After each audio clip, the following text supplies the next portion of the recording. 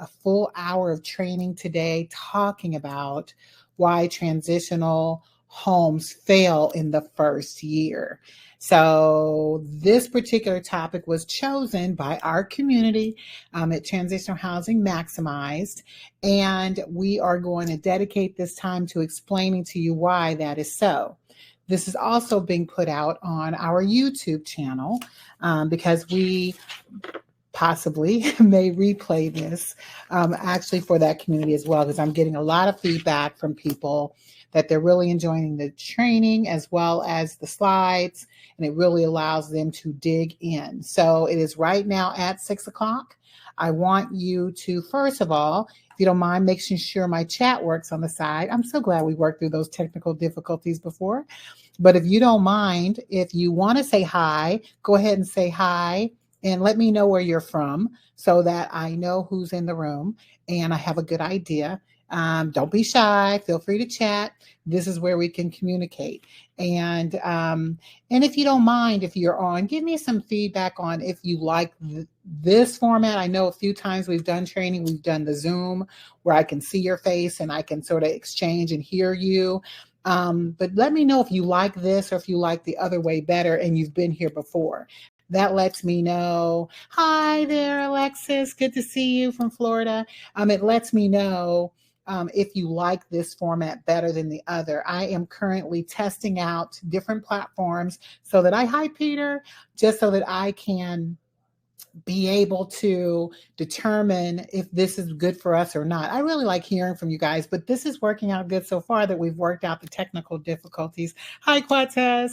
So now what I'd like to do, if you can, because I'm going to go ahead and put the poll up because it is 6:01. I do want to respect everyone's time because I will be done right at 7 Central Standard. So I have my poll. I do know that whenever it goes out, no one sees the poll, so I'll read it. And those of you who are here, please respond just so we can get an idea of who is in the room. But I've now published the poll that's just simply asking, I ask this every time, where are you at in your transitional housing journey? Because I like to know who's in the room, where your experience is, whether you're just exploring the idea, if you have a vision but need help getting started, if you have a property or a program and you're just wanting to expand, or you're ready, you're already running a facility, but need funding. That sort of gives me an idea where we are. So go ahead and answer. If you've not answered, it sounds like we've got people in here who have vision, which it starts with a vision, but you need some help getting started, which that is where most people are at. I do have someone in the room who does have a property wanting to expand. That's great. Going once, going twice. I'm getting ready. Oh, looks like we got people here who have the vision and who need help getting started. So now that we've got that answer, let's go ahead and do the next poll. This lets me know related to this particular topic where you are, because I need to know how confident do you feel about succeeding in your first year. If you already started, just give me like where you were your first year. Are you very confident, somewhat confident, not confident at all in being successful, or you don't really have an idea where to start? Which one of those two could potentially in your first year be almost the same answer, either not confident or you have no idea where you're going to start. But just give me an idea. Go ahead. Oh, I guess I didn't publish it yet. Publish. Go ahead and let me know, how confident do you feel about succeeding in your first year? Very confident, somewhat confident, not confident, or you have no idea where to start. Pick one of those on this poll so I can get an idea of those of you who are, if this, how you feel about your success in that first year, where you think you might be. Somewhat confident, that's good. I see some chats and comments. That's perfect. Go ahead and give you just a couple more minutes to respond. It is on the screen now. So hi, Andrea, nice to see you. Hi, Amanda, so good to see you. Go ahead if you can chime in. I think it is there now. So be sure to respond to the poll. Okay, so it looks like we have a pretty good people who are feeling pretty confident about being successful in the first year. So this is going to be wonderful because I'll want some feedback related to what we're going to talk about today. So I'm going to go ahead and now do the last poll I've got for the group. And it's still related to the same topic because we are talking specifically about being able to be successful. I want to just know, of these four areas I've listed, which of them do you feel will be your biggest roadblock right now? Is it knowing how to find your property? And we're talking about your roadblocks. Being able to find a property, finding partners or volunteers who are going to work with you, developing a successful program for residents to follow. You don't have any roadblocks, or something else. And if there's something else, feel free to put those comments in the chat for me. If it didn't meet any of those, go ahead and give me some comments, because my goal is, in this particular topic right here, what are your biggest roadblocks? Because my goal is to answer those questions for you. So if you want to go ahead and give me a response in the chat, I will share that when we get into it and make sure that I'm covering that. Definitely seeing some challenges here people are having with finding a property, which is normal. I think that finding the right one, because you want to find one that's going to leave you enough room to be able to make it profitable for what you're building out so you can expand and grow. Okay, so going once, going twice on this poll. That poll has now ended. And now we're going to jump right into, if you don't mind, if you thought it was something else, share with me what that something else, the other roadblock that you feel you might have, so that we can make sure that I can either address it in this forum, or at least make sure we can cover it privately if it's something I think is better suited there. So I want to make sure that you're going to be successful in moving forward. Okay, perfect. I see some comments around funding. So, and I'll just say too, we've done a few episodes talking about funding. So anywhere that I can sort of help navigate some things, I will be able to share that with you. And if you had any problems with the poll, you're welcome to, if you heard what I said, feel free to type it in there. If you couldn't actually do the poll, if you can remember some of it, go ahead and share, because my goal is just to get an idea of who we have in the room. So now that we have that information, let's go ahead and jump right in, because my goal is to cover why transitional homes fail in the first year. And I'm going to go through this. So I hope you've got notes, because I'm going to, at the end, if we've got enough time, I will take a few questions on the back end. I'm going to do my best also to look and see what questions might come up while we're presenting, just in case I can chime in some things in between what we're talking about. So as we look at this particular topic, I'm just going to say, first of all, welcome. To be able to talk about why transitional homes fail is powerful. To be here at this opportunity to share that. Those of you who don't know who I am Toni Waite, the Compassionate Investor. And I really want to unpack this for you, because there are so many people who get into this space that don't fully understand it. And when you don't fully understand it, you tend to make mistakes, which is normal, because if you don't put the time in necessary to be able to understand it, you will fall to some of those traps. So I'm going to cover some of those common traps in this discussion today, and then share with you some of the framework that I've done that works, so that you can have the resources you need to get a deeper understanding of this particular topic. So we're going to jump right in. Now, and I do know there's a delay too in how I'm communicating. So if it sounds like it's too fast or something, just raise your hand and let me know. So as we look at this particular topic, I just want to let you know that today is normally, I'm going to share a lot of information, but it's not just about information. It's about a transformation. My goal by the end of this session is that you're going to be able to have some clarity around what's going on in this space and how to set things up for your particular home, to create not just a program that works, but the longevity of that program, as well as the impact that it can make, and ensure that you've got sustainability in what you're building. So whether or not you're operating now, or you are planning it, or you're simply recovering from a failure, because guess what? There are people that have done this before and failed, and now you want to come back. I want to make sure you've got the tools that you need to be successful. Now, I'm just going to say my journey, when I think about my first property, it actually began not with the success I wanted it to start with. It actually came with struggle. I had a lot of struggle in my first property. And I can just honestly say, in that experience, not only was I able to look at it from a perspective, I didn't walk away. I did not walk away, clearly. I stuck in with it, but I'm telling you, the things I didn't know that I didn't know in this, all I saw was beautiful property on Lee Street here in St. Louis, Missouri, and it was beautiful. It was, I want to say we were almost 4,000 square feet in a four-family flat. So imagine having 1,000 square feet in each unit of the four-family flat, and then each room was humongous. Like we could have housed 28 people in this property. That's how big it was. But I clearly was not going to do all that because I was also working a job at the same time. It was a lot to do. So we only did half of that. We did about 14 people in this property. And it was the most beautiful property I'd ever seen. And when I looked at it, I remember because we had just seen a property that gave me the model in my head. And you might have heard the story, but this house that we saw before I saw the one on Lee Street was probably not even 1,000 square feet. And there were so many people that she had in that building. And I was like, how is she making $3,500 a month in this property? Because we were looking at rent, investment properties. But when I saw what I saw inside, I said, oh no, no, no, no, no, no. It was bad. It was really bad. She had mattresses on the floor in the basement. It was just like horrid.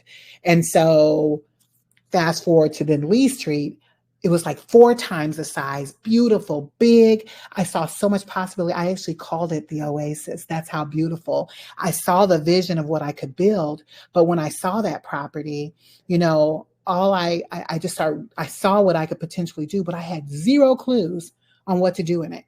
So we knew we were making good money. I was able to make like $6,100 a month out of the property. And we netted about $4,500. So this was an amazing property, but I'm just going to tell you this. I almost stopped after that property, and I'm going to tell you why.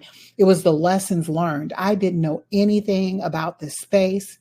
I knew nothing about screening. I knew nothing about rules and regulations. I did the best I could, but it got so bad to the point where, we had squatters in property telling us what they weren't going to do. Like it was horrid. And finally, they burnt the building down, So as I look back at that story, most people would have probably walked away, but I didn't. What I did was created a beautiful process of how to do it the right way. Because I'm not a quitter. That's one thing I'm not, but I learned how to do it the right way now. And now that experience actually became the framework and the foundation of what I built my framework upon. And now we manage and operate multiple properties similar to this that are mission led, and the way in which we do it is so beautiful. And I'm able to train others how to do this so that they can avoid those mistakes like I didn't have anyone there training me and teaching me how to do it the right way. So now that you sort of have an idea of sort of where I came from, I pretty much have identified these 7 ways. These are 7 that we're going to go over one by one so you can understand. These are the most common mistakes that most people make. But when I go through them, I'll go through each one of them so you can see, basically how you can move through them. And I'm just going to tell you, you cannot operate this like it's a side hustle, even though many of you also probably have employment alongside what you're wanting to do. You can't treat it like a side hustle. This is a business. It's a business with heart. So it means that you're going to have the structure, the systems, and all of your strategies in place, and they're essential to helping you move forward. So I want you taking that to heart when you hear me say this is not a side hustle. This is really going to be this is going to be a part of who you are, because many of you are coming here from a space of purpose and you see this as your purpose. So that's how I want you to treat it, as a business. Now, the first way in which people fail is they simply have no clear vision or purpose. And many of you on the phone, I'm so excited for you because you are fine tuning what your vision and purpose is. Because when you don't have clarity on who it is you're going to serve, or what it is that you're doing, what's your mission, what is it that you're doing, you literally almost chasing your tail. You don't know where you're going. You must have a vision. He says a people perish without a vision. You must have something in mind of what you're going to do and who you're going to serve and how that home is going to serve people, and not just simply be a revolving door.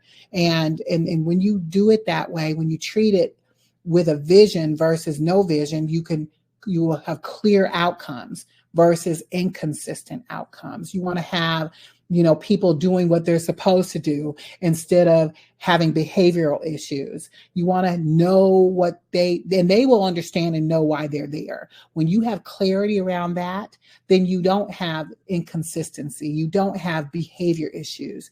You don't have a chaotic culture. And when I can think back to that property I had on Lee Street, it was total chaos. Didn't even know who we were serving. We were just putting people in spaces. It was just so hard. I can honestly say when we started off, we weren't a full program. We were literally just providing housing. So when you understand what you are doing, what your mission is, how you're focused on it, those things are communicated day one. So there's no misunderstanding about what it is that you're doing. But having a clear vision is critical to your success and being able to answer those questions of who it is that you're going to serve. On top of that, you want to understand many people who fall into the position where they have legal and compliance issues. That is probably one of the most common reasons why people quit that first year, because they didn't do the proper necessary research they needed to understanding where their house was located. Were there any zoning violations that they were, currently could operate under? The last thing you want is someone knocking at your door because you did not do something. Because guess what they're doing? They're shutting that building down.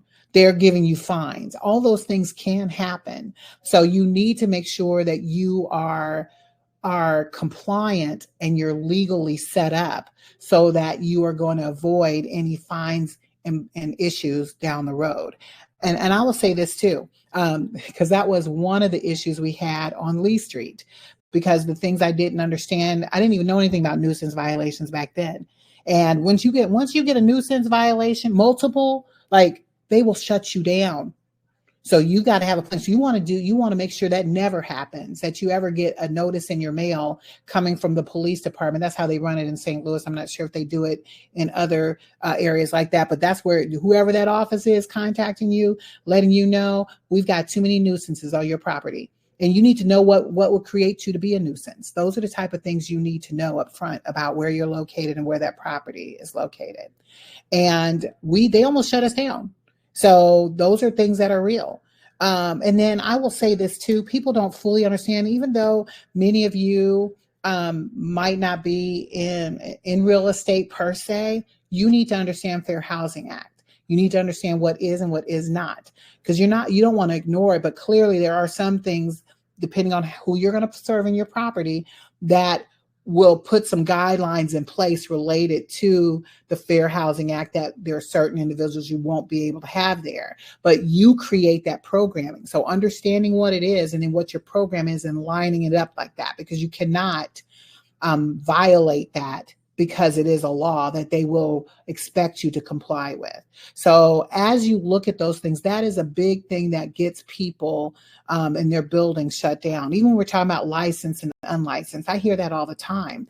You want to be able to, if you want to operate an unlicensed program or unlicensed facility, you need to know, what does it take to be unlicensed? What does it take to be licensed? Because I'm just going to say, as you're looking at the word group home, that right there is, some, depending on what areas you're in, can dictate whether or not you need a license or not. So you probably won't call it that, but you have to be careful in even the verbiage that you use to make sure that you will not be in violation or doing something that requires you to be licensed and you're unlicensed. You need to know what those things are. And of course, your inspections, when you get the property, doing all the things you have to do first to get that done.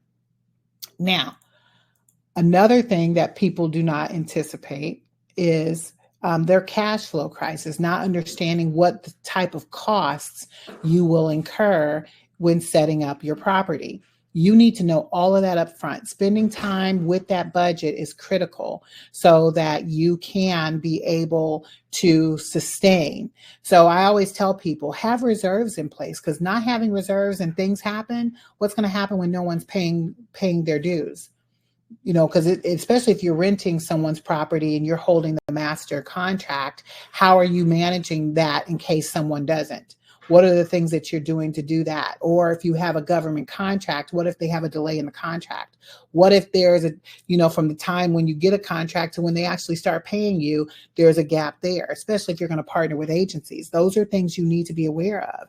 And you want to make sure that you're taking all of those things into account and that you are, understanding what you're getting into. I will say honestly, when we first got started, we relied solely on what the residents pay. We didn't have to worry about what government contracts were giving us or agencies. That's considered the extra stuff.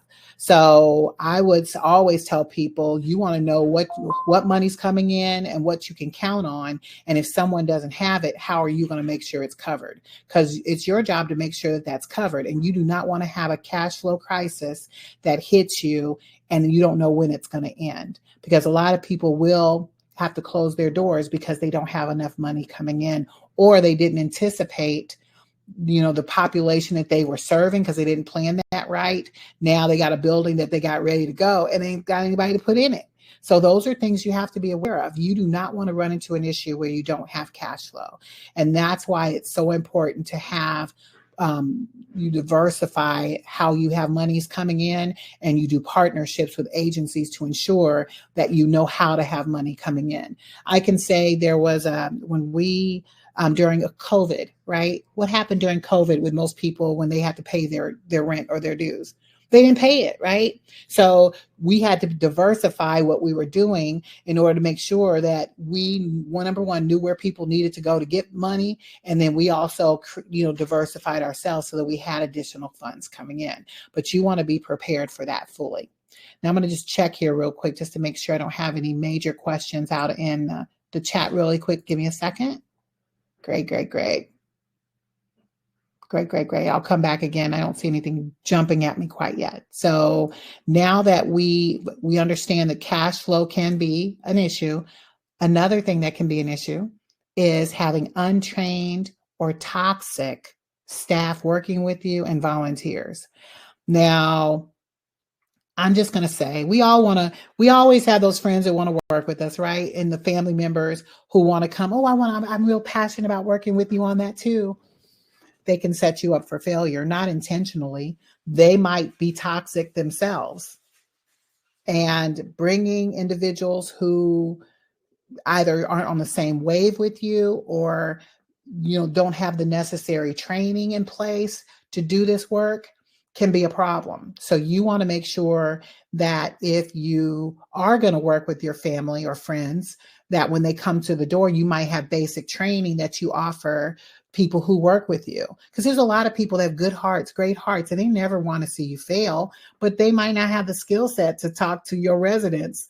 They might yell back when your presidents are yelling. You don't need someone yelling with your residents. You don't need someone that is doing the things that don't represent what it is that you're doing. Let me just say it, and especially if you're running a drug-free, alcohol-free environment, and let's just say, because here in the state of Missouri, weed is legal, right? You don't want to have your volunteer worker coming and hanging out with your residents smoking weed. And that's something that's totally against what it is that you have going on, or drinking with the residents. That's not who you are. So you just want to make sure that the people who are partnering with you and volunteering with you represent what you stand for. And if not, give them the training so they can, or at least have them understand, hey, we don't do that, because I take volunteers all the time, but I just want to make sure they're the right people working with our residents and working with us as staff. So you set the standard. And you need to be the first person that they see and they model.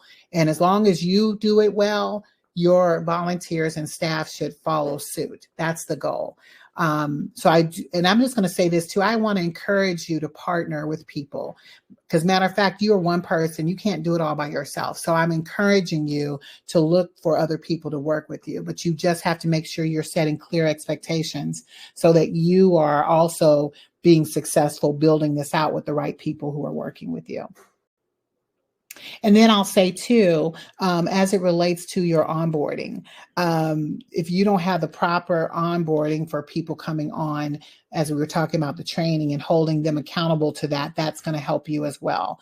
Because I really want to help you be successful, because this is the one thing that can also hurt you, especially if the residents see things happening and they work for you. They won't respect what you're building. So those are things that you are going to want to have to reinforce.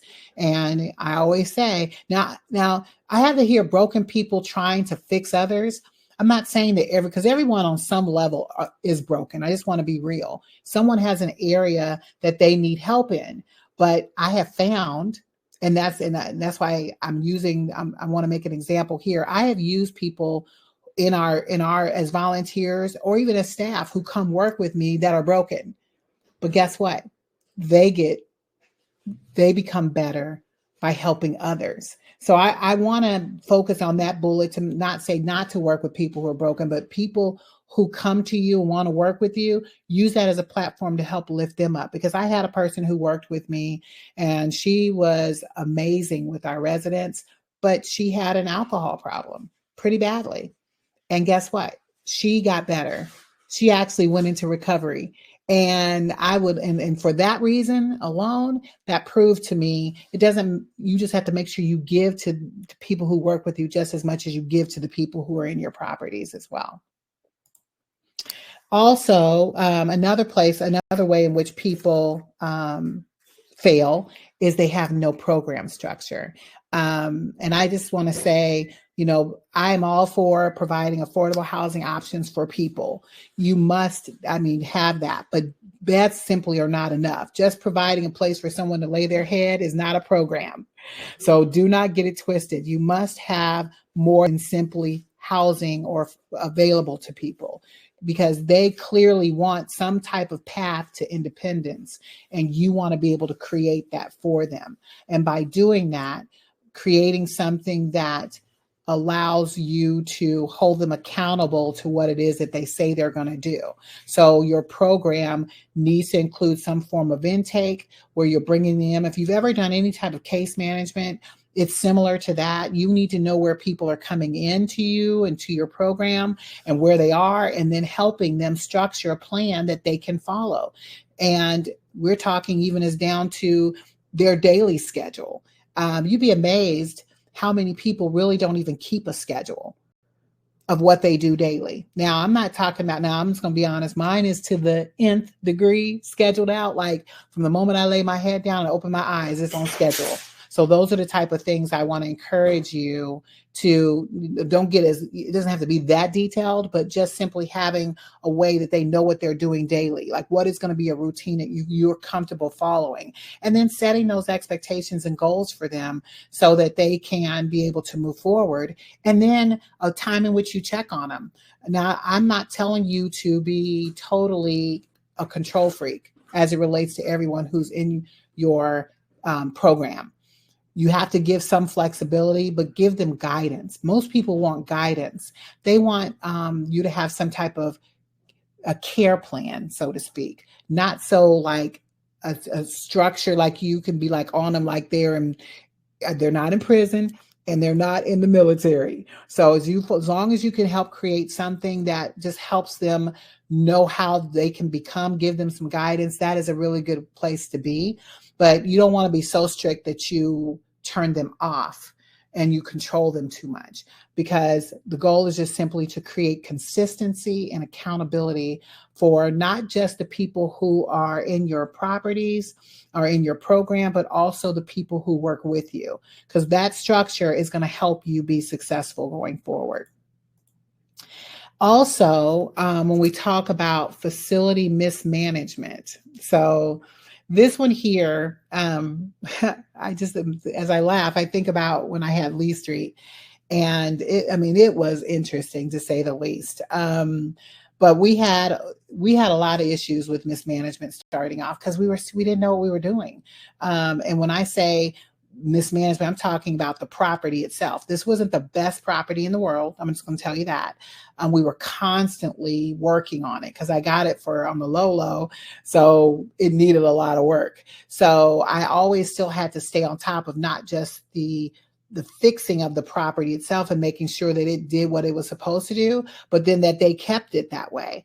And then when you really had no set schedules and things in place to help people follow, it just was chaotic. So not only did we have a lot of issues with the property itself, but a lot of issues also with the individuals who were there managing the property. So those were things that we clearly had to deal with. So I would just say you want to make sure that whatever it is that you have and you manage it, you do it well. Because when it's not managed well, there is definitely mismanagement of the property, and then the maintenance, all of that stuff churns into something that's bad. Now, if you're renting a property from a landlord, imagine them just driving by or walking by. You've made all these promises about how amazing your program is, and they come over and they're like, oh my God, they're destroying the property. Those are real things. So you want to make sure that you are not over promising, but that you are also you're not under delivering either on what you say you're going to do. Because those landlords, especially if they trust you and they give you a master contract for, let's say, 2-3 years in a property you're renting, you need to make sure that it is top and it is best. That it is truly representing, the best of what you're creating. And unfortunately, if you don't keep those things together, you're going to have issues with that landlord, and you're going to have issues with that property running like it needs to run. So we actually have a clear way in which we have checklists, like it's broken down really well on the things that we expect going in the door. So there's no question about what's happening in the property. Those are the type of things that we're going to want you encouraging. Now, when we talk about burnout, this here is, I alluded to this earlier, right? We were talking a little bit about you doing everything. You can't do everything. You as the founder, if you think you're going to do everything, you're going to burn out really fast. And I had to learn that the hard way. When I started off, it was just me, and then I had another person working with me. And in that space, and I was working a full-time job. So it was a juggle. And if you could imagine what I shared of how I had to learn really fast, I was trying to do it all. And it was a struggle. We didn't have teams at that time. And I was trying to build the systems as I was going. Like, it was totally nonstop. And the word self-care didn't even exist. And I can tell you honestly, and I think my breaking point in that space was, sorry, my phone was ringing. When I went to the property and they were threatening, I had squatters. It was so bad. They weren't leaving. The police weren't helping. It was chaotic. We got down to one out of all 4 units, one unit. We ended up shutting all the other ones down because it was just so chaotic. That last one was so devastating. And they burnt the building down. The people who were there, because they thought, long story short, that I was out of town, but they tried, first they said I had burnt it down. That's what they said. And that the residents, and they saw me. I was like, well, how could I be? I was out of town. Then they said they saw someone else. I was like, it was so chaotic. I literally almost lost my mind during that time, because not only did I have a property that was not performing, I had people who were now in the house. There was only 2 of them left, and they literally were squatting. They weren't moving. It was so chaotic. And so when they burned down all the units except for the one they were in, and it just got really bad. And I thought I was about to lose my mind. And if it weren't only for, because at that time, that's when I met my spouse. He sort of helped move some things along to help. But those things helped me. Like because I was by myself, if I didn't have him there to help carry me, I probably would have been not done because it was so much that we had dealt with. But we were also building out another one too. So it was like a lot of dynamics. But going back to you've got to take time for yourself. You have to also know when to raise your hand and say you need help. And at that time, I needed help. So, thank God, and I didn't have mentors at that time who was helping me. You guys have me. So I'm here to help you where you don't have that, so we can help you build things out. But you don't want to get up to the point where you're not taking care of yourself. You will have to take care of yourself, because that, out of everything, especially getting into this space and you didn't plan it well, you're going to burn out. Now, when you plan, you still are going to work hard. Don't get it twisted, but it won't be as hard. Once we get this set up, then you can start moving through something. So I see a question here. How many people would you say is needed to run a transitional home? Really, to run one, you honestly, two. One, you probably still could do it, but the biggest part in that question is you have to have systems. With systems and things in place, you could do probably 2 or 3 or 4, because you have systems in place. And once you've done it and you've built on that, and then you automated some things, you should be able to still run it. We still ran even today with as many properties as 7, we manage 8, we manage 11 right now. It's still only a handful of us. It's not a lot. So I don't want you to think you need a whole lot of people. We still run it on just a handful, but I'm automated. Those are the things you'll learn, especially if you are a part of my elite. You'll learn how to automate a lot of this stuff to where, oh my gosh, it's easy. And I hate to use the word easy, but it really is seamless when I think about how much time we spend managing. We don't spend a lot of time managing because we've created systems that manage it for you. Great question, Alexis. So I want to make sure that you are taking the time to take care of yourself, because I hear it all the time. That is a silent killer. And I don't want to see anyone getting to the point where you are stressed and you can't handle it. Take that time you need. Get the support system you need, getting mentors and coaches and peer groups. You guys are a group for each other. Utilize the group that you're building right now so that you can grow and can lean on each other, and you're not by yourself. Those are the things that I want to reinforce. So let's shift gears a bit, because we've talked about 7 key things that really could have you fail in the first year. So I want to help you shift your mindset, because your mindset as someone who is going to be successful, you're going to create something that is so successful that it's going to not only operate from purpose, and from a place of where your heart is, you're going to be fueled more than just off of what your passion and purpose is. This is the thing that's going to help you build and grow. So I want you all focusing on adopting a mindset of leadership over saviorhood. You're not going to save everybody. I'm just going to tell you that. You are going to touch many people, but you're not anyone's savior. There's only one that I know of. And he's the one who's going to strengthen you and give you what you need. But you must get into a space of being a leader, and not the mindset of I'm going to save the world, because there's going to be disappointment in that, because you cannot save anyone. You can give the right leadership to help them, but you need to adopt that. You also need to get into the place of not seeing yourself as the sacrifice. It's not a sacrifice. You're creating sustainability. I want you creating something that is going to help you build and grow. And you're building something that's bigger than just surviving in it, but it's going to be structured well. And then I want you committing to growth. I want you all committing to growing. This one you start with should grow into multiple, or a large one, right? It starts there. Like, I can honestly tell you where I am today is not where I was, 7 years? Wait, 7. So I did in 2011 is when I had Lee Street. So I'm clearly different than where I was in Lee Street. Like, what I'm on right now is so much larger, and that's why you guys are a part of it. I'm looking for several of you across this country that I will work closely with, because that's where God is showing me where I'm at. But it took me some time to get there. Many of you are going to be there too one day. So that's why I said, I want you committed to growing, not just surviving in one property. I want you committed to growing. And with that being said, we're going to jump right into the thing that has taken me to the next level of where I truly see all of us going. I've got this framework that God has given me. It's tweaked over the years, but it's still roughly the same.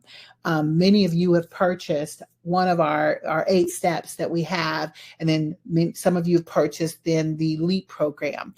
You get a combination of all that with this. This here, like this truly is my success framework. If I had to say, I want to walk you through sort of like in my mindset, how it's sort of structured, because the way it's been built, like I said, I didn't create this, God did. And as I think about these steps, it allows for me to be able to walk you all down a path of not just creating housing, but maximizing that. So, and as I look at this, this is a cycle of transformation that's basically going to take what you're passionate about and turning it into something that's scalable and sustainable. And in essence, and many of you are at this first place right now, and some of you are in various stages. But first, being able to just clarify your vision. This is actually where it starts. This is where you can take something if you really don't know what it is that you want to do, but now you do. That's getting clarity. You want to get clarity on who is exactly is that you want to serve and what is it that you want those outcomes to be, and then why your program exists and everything else. Like, you get a clear picture of why your program should exist.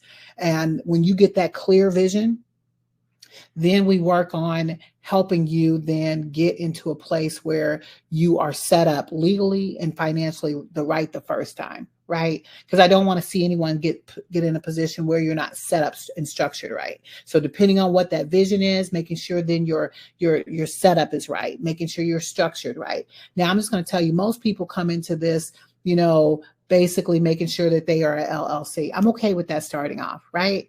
But if you've ever watched anything else I talk about other things that help you mitigate some things, and your structure is everything. But we got to get you started. So making sure you're at least set up right so that you have that limited liability, and then making sure that you have the financial things that you've got in place, and making sure you have the zoning right, as you know which area you're going to be going into. And then you start strategizing with the property. So like, what kind of property you're going to need, where it's going to be located. Are you going to lease, or you're going to own? Like, many of you are thinking through these things right now, who you're going to partner with. Like, those are all of your things that allow for you to create your strategy around the property. And then once you get an idea with that, then you can start jumping into, creating what your financial plan looks like. And many people, start without even knowing what their plan is, but knowing, now that I'm here, this is what I need to have coming in. This is my financial plan. And some of you might need to have layered income streams coming in to meet what you need. That's why it's so important, especially if you're a for-profit, to be able to layer. Not only are you going to get from your residents, what could you potentially get in a grant? If there's some people that want to donate stuff, if there's services that you can complement it with, like, those are all the things you need to think about as you're thinking about your model for funding, so that you got the right people in place and you got the money coming in that then can create where you're going. But this is the challenge in that. And I'll just say this and quickly move on, because I realize I only have like 20 minutes and we still have a few more things to cover. But you want to make sure, as you're thinking about your funding model, that you have layered it well and you've partnered with the right people to get you what you need. And that's why knowing whether or not you're going to rent a property or buy one, all those things matter. Whether you're going to work with an agency that you know has funding or not, with the particular population that you're working with, where could you potentially get donations? Like, you need to be thinking through all of those parts. And I spend a lot of time mapping out like your operating budget, what's your revenue plan, thinking about your reserves. All those things have to be mapped out in this space. And then as you look at the actual program itself, then you're going to look at, it's more than just simply housing. You're doing more than housing. What services are you going to provide? What does, if a resident were to come there, what type of journey, what would it look like for them to be in your program?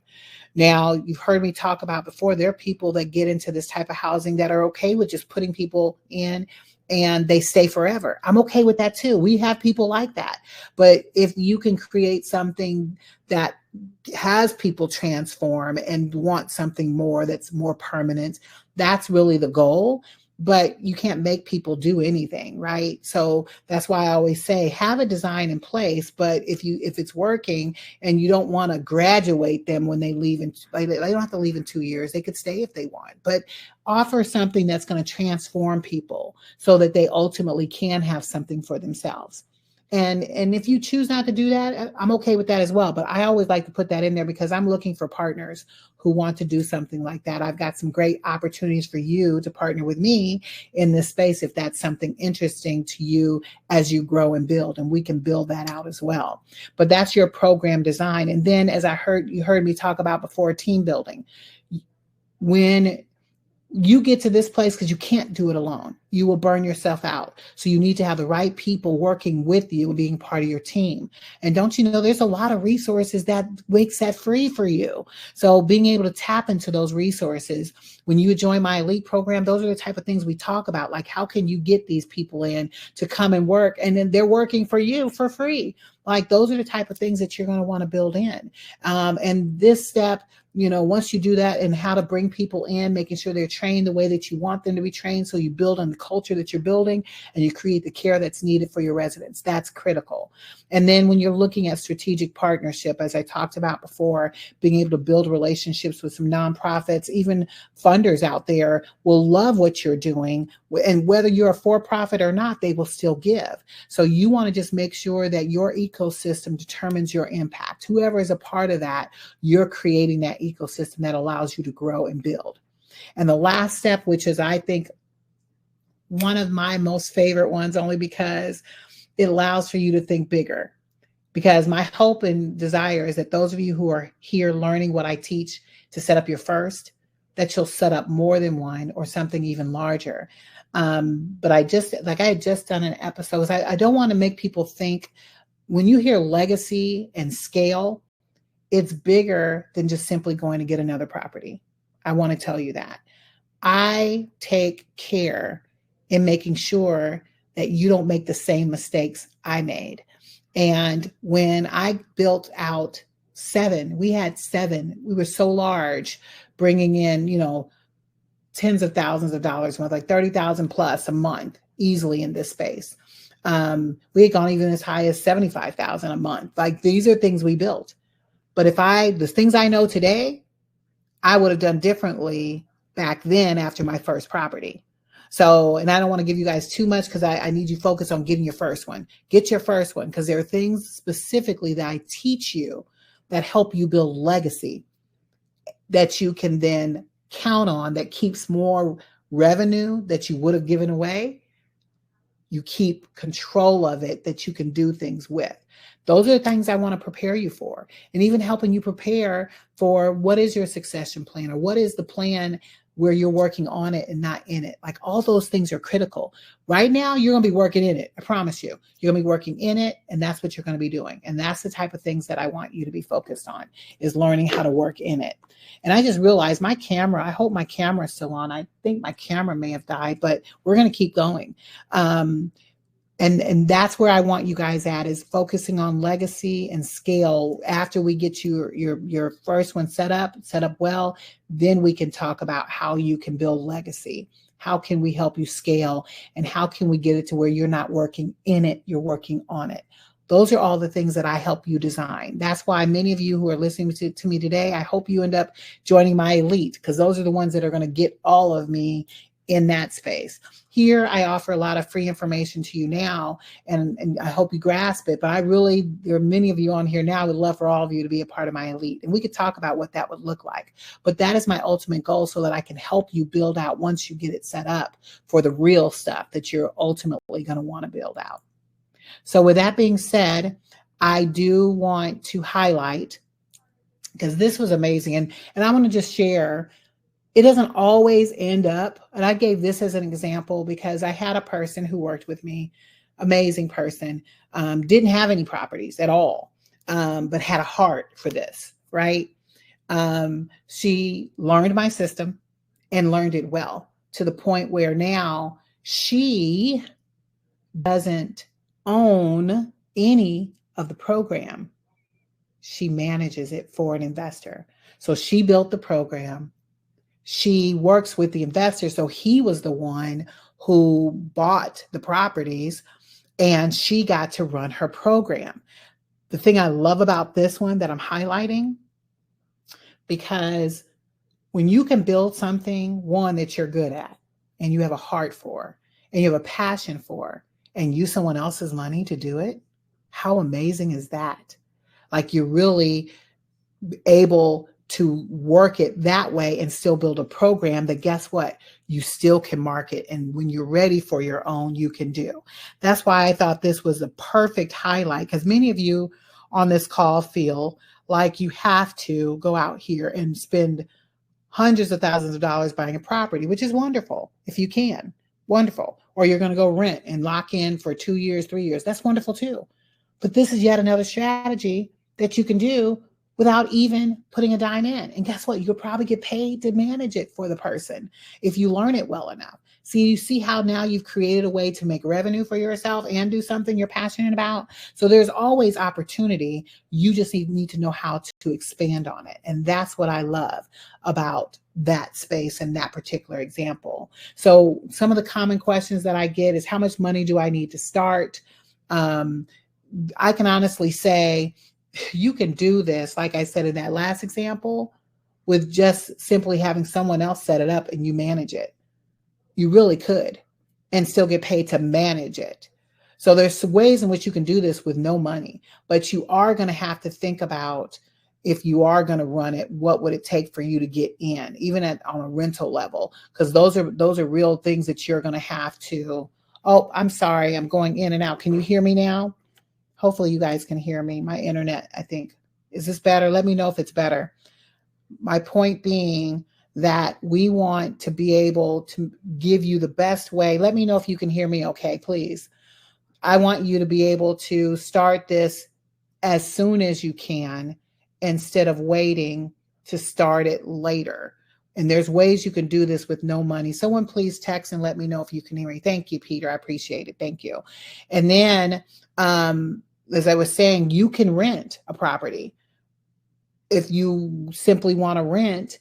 And just remember, you need to make sure you rent it right. So that's why knowing your numbers going in allows you to back into, oh, well, if I'm renting, this is the most I can do instead of owning. Thank you, Tawana. I appreciate it. And then what if you don't have a team? You could do this with just you. You don't need a team. So these are things I'm hearing all the time about this space. If you really have a heart for this and you have a passion for this, I can help you turn that into a purpose for you, because it's going to take more than passion. Many of you on here or who's listening to my voice right now, you have a passion for this, but you don't have a plan. You can have a plan. We can sit here and create a plan for you so you can be successful. And that is my goal for each and every one of you. So as you heard me talk about the 7 ways in which people fail in doing this type of work. And I will say honestly, all of those things can be mitigated because I've learned it. I've done it. I have a program, 2 different ones that still covers the same information, but that you can get to at least get this started to address those issues. But it starts with you changing your mindset and creating a method in which you are going to move this into a space that's going to work for you. And I'm telling you, you don't have to do this alone. You can do this with each other. Being on my free site that we're offering right now, it can be done. But if you want it to be done well and done right, you need to, at some point, determine when you're going to bring in someone who's going to help you.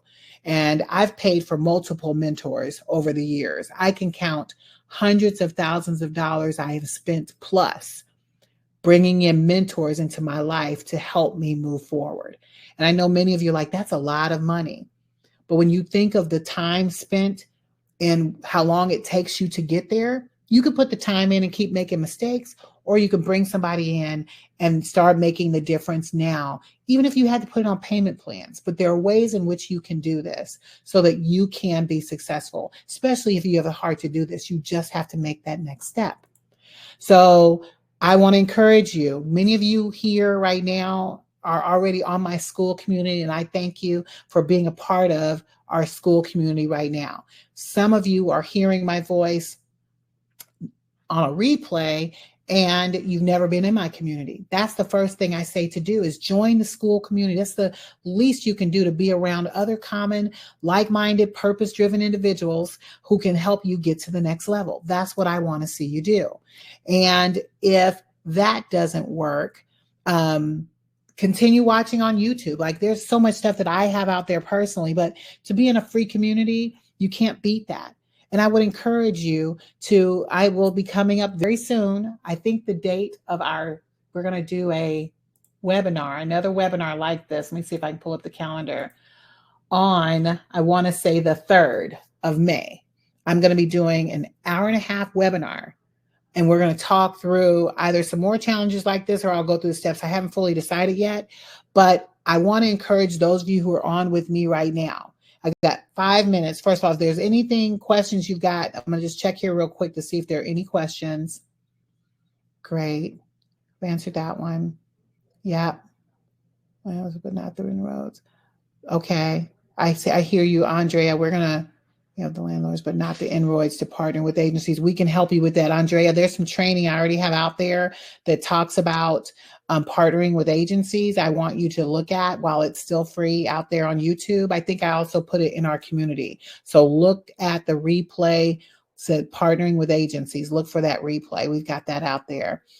I have every business plan program will work, but funding is what I need now. So funding is, I'm hearing people say that all the time. I've got so many resources for funding too, depending on, and I do have a resource I'll share.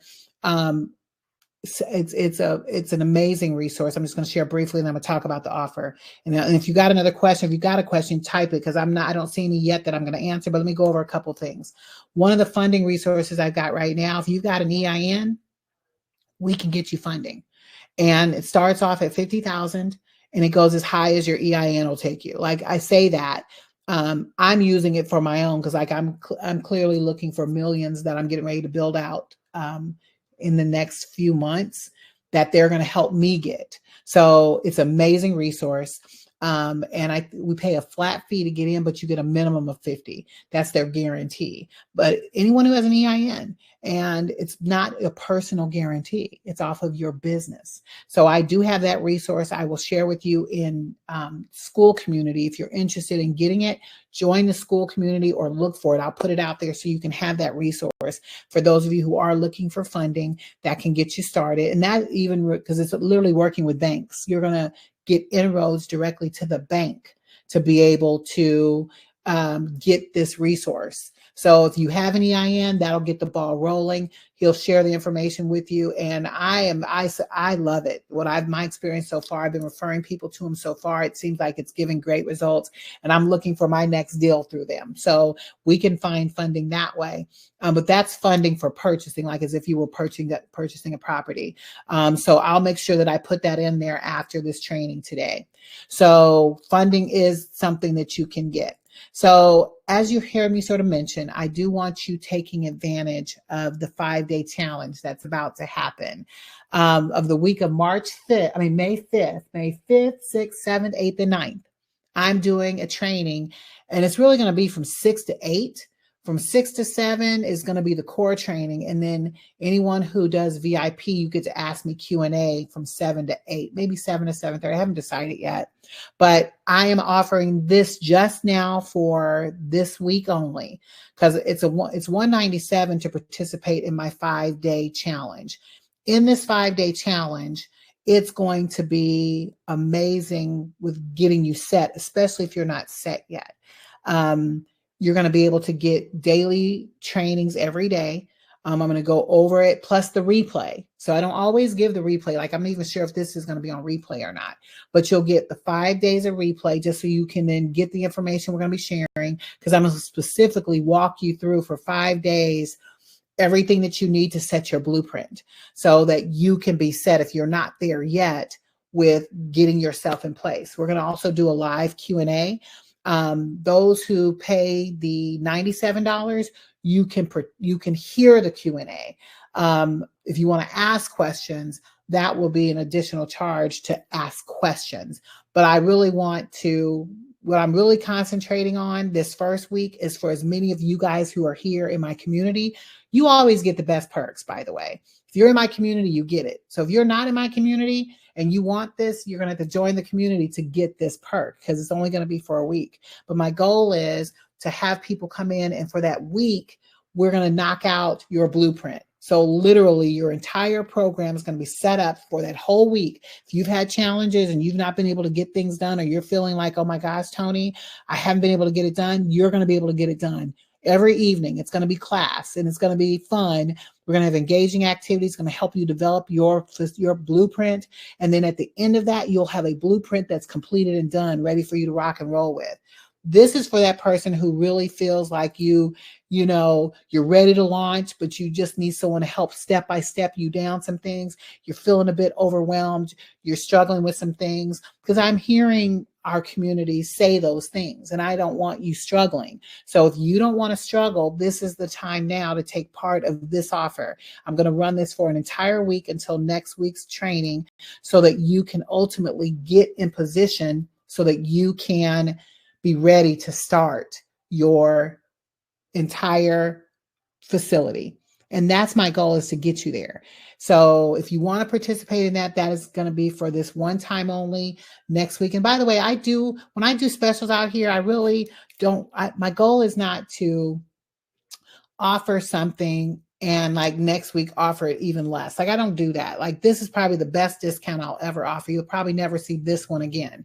Just like you didn't see the other one again for the 8 steps. That 8 steps, I think we did that, 2 weeks ago. Several of you got the 8 steps literally without, you got like almost like half off. So it's things like that. I want to make sure I bring that to the community so you guys can be successful. That's my goal, is just to help you get successful, help you push forward. Because if you did not hear me say earlier, I'm looking for 10 of you. I'm looking for 10 of you. And I know that we have 10 of you already in my group that have what it takes to build this out. Not just to build it out and make a one property, but to literally build out an amazing program. I already know that's here. And those are the people I want to partner with. 10. I don't need more than 10. I think I can handle 10 people to be a part of my bigger community, like my inner circle. Those are the people who I'm wanting to work with. So let's go ahead and go after it. Go after it hard. If there are no other questions, because I realize I am a minute over and I want to respect everyone's time. So if there are no other questions, I'm going to let you go. And if you do get questions after this, go ahead and post it in the school community. I haven't decided if this is going to be a recording for everyone again or not. I think everyone likes that. This was some good information, so I might do it again. But let's just go ahead and keep moving forward, guys. Transform your life as you're building out programs to transform others. And I look forward to seeing you guys at next week's training. See you guys soon. Thank you.